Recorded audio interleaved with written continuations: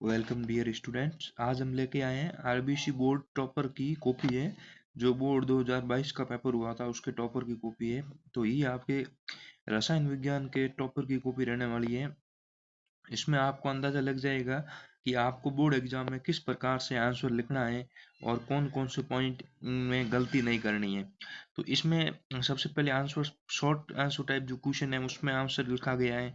तो इसने ऐसे क्वेश्चन में जो फर्स्ट क्वेश्चन की हेडिंग लगा के आंसर लिखना है, और फिर सेकंड क्वेश्चन की हेडिंग लगा के जो इसकी डेफिनेशन है उसको अंडरलाइन करके फिर उसकी डेफिनेशन लिखनी है। और चित्र बनाने का कोई भी क्वेश्चन आ जाए तो उसको अच्छी तरह से साफ सुथरा चित्र बना के उसमें जो चीज़ें दी गई है उसको मेंशन करके लिखना है। तो ये छोटे वाले आंसर हैं जिनको एक एक लाइन में या दो तीन लाइन में आंसर पूरे हो जाते हैं। फिर ये वुड्स अभिक्रिया है, तो अभिक्रिया का नाम लिख के फिर उसके नीचे उस अभिक्रिया को दर्शाया है। फिर ये रासायनिक सूत्र लिखना है, आईपीसी नाम है। तो ये छोटे छोटे आंसर के क्वेश्चन है, तो इनको बढ़िया तरीके से साफ सुथरा लिखना है। फिर नेक्स्ट क्वेश्चन की बात करें तो ये क्वेश्चन नंबर 13 है 14, जिसमें चित्र बनाने को रह जाता है वात्या विधि का। जो वात्या भट्टी है उसका चित्र है।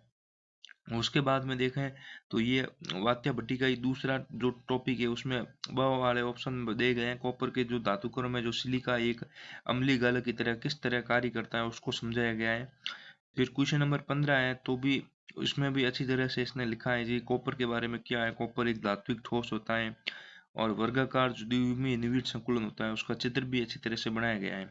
तो जब आप एक या दो क्वेश्चन कर लेंगे, जो फर्स्ट क्वेश्चन है वो कंप्लीट हो जाए, तो उसमें से आपको दो लाइन छोड़ के फिर अगला क्वेश्चन शुरू करना है। फिर ये जो न्यूमेरिकल वाले प्रश्न आते हैं इनको भी बढ़िया तरीके से साफ साफ लिख के, और कैलकुलेशन है जो आप पीछे एक पेज आपको दिया जाता है उसमें कर सकते हैं। फिर डायग्राम वाले प्रश्न आ जाए तो इनको भी आपको अच्छी तरह से लिख लेना है। फिर ये ईंधन सेल के बारे में बताया गया है जो कि इसने आंसर अच्छी तरह से लिखा है। फिर नेक्स्ट क्वेश्चन 18 क्वेश्चन है जिसमें आपको ऑक्सीकरण अवस्था के बारे में बताया गया है। तो इसने किस प्रकार से इस क्वेश्चन को सॉल्व किया है, एकदम साफ तरीके से कोई भी गलती ना करते हुए अपने को क्वेश्चन को सॉल्व करना है। और एक परसेंट सॉल्व हो जाए तो कम से कम दो या तीन लाइन उसके एंड में छोड़ देनी है। तो ये बोर्ड के टॉपर की कॉपी रहने वाली है। अगली कॉपी हम फिजिक्स की बात लेके आएंगे जो बोर्ड के टॉपर की रहेगी।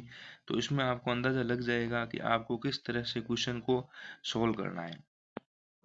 फिर ये रेशमिक मिशन की अवस्था पर क्वेश्चन है। फिर क्वेश्चन नंबर 24 है, जो एस्पिरिन को खाली पेट क्यों नहीं लेना चाहिए उसका कारण बताया गया है और उसका जो रासायनिक फॉर्मूला है वो भी लिखा गया है। ये जो क्वेश्चन है वो छोटे छोटे पार्ट में तोड़ तोड़ के पूछे गए हैं जिसमें अ ब स वाले पार्ट रहते हैं। फिर 26वां क्वेश्चन है जो अमीनो अम्ल के बारे में पूछा गया है। इनकी जो अमीनो अम्ल होते हैं, आवश्यक अमीनो अम्ल, अनावश्यक अमीनो अम्ल, उनके बारे में। फिर ये क्वेश्चन है जो ऑर्गेनिक केमिस्ट्री के क्वेश्चन है, जो यूरिया की जो अनुनादिक संरचना है वो किस प्रकार होती है। फिर ये केमिकल काइनेटिक्स वाला क्वेश्चन है जिसमें कोटि को समझाया गया है और जो संघर्ष सिद्धांत है उस पर आधारित जो अवरोधक होते हैं उनको समझाया गया है। फिर ये जो आपके प्रथम कोटि की अभिक्रिया का सूत्र लिखा गया है, इसमें प्रथम कोटि अभिक्रिया को समझाया गया है कि उसमें जो 99% पूर्ण होने में समय लगता है वो किस प्रकार होता है। और ये आपका एंड वाला क्वेश्चन है जो एंड सेकंड लास्ट क्वेश्चन है, जो ऑक्सीजन का आकार अत्यधिक छोटा होता है विद्युत ऋणात्मकता के कारण, उसको भी अच्छी तरह से समझाया गया है।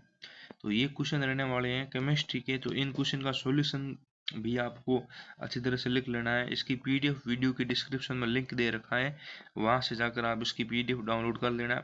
तो मिलते हैं दोस्तों नेक्स्ट वीडियो में। तब तक आप पढ़ते रहिए, और आपको अगर class 12th biology physics chemistry के नोट्स चाहिए तो हम प्रोवाइड करवा देंगे।